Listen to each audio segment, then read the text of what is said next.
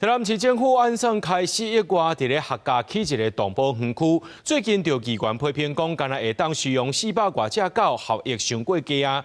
另外，在永康的定位區，最近也有流浪狗甲民眾咬到，市政府表示講，會甲這些狗仔集中管理。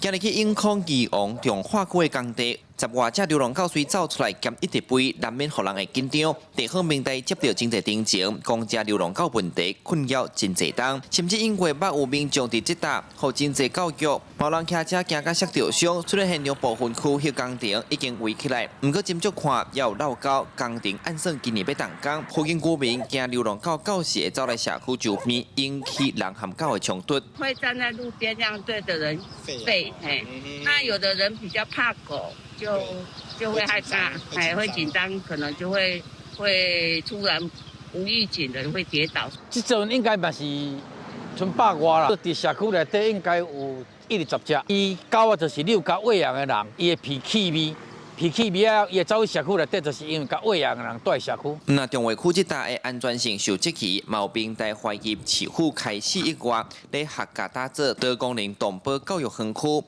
今年間來當收400隻流浪狗，伊認為效益無大。市府回應，這工程本來是1月，因為抗議煞延超過當半，原物料和工資攏起價，才增加到4億。這陣全市的收容所攏滿，設臨時的收容所嘛，常在受到反對。地屬現階段有影歹解決。的動保法的規定，每一隻狗的一個收容的空間必須要符合5平方公尺。所以說，我們這邊的一個收容空間目前是規劃400隻的收容空間，已經算是上限。所謂的4億元收容400隻狗狗，那是非常不公平。更何況，這個雪角動保園區不只是收容，而且還有動物保護教育的這個功能。面對義王中華區的緊急狀況，市府強調會利用區內的空地啊，設置臨時的大型圍籬，先把流浪狗集中圍起來，賣專門防止流浪狗衝出來車路，確保引路人的安全。記者蘇台南採訪報道。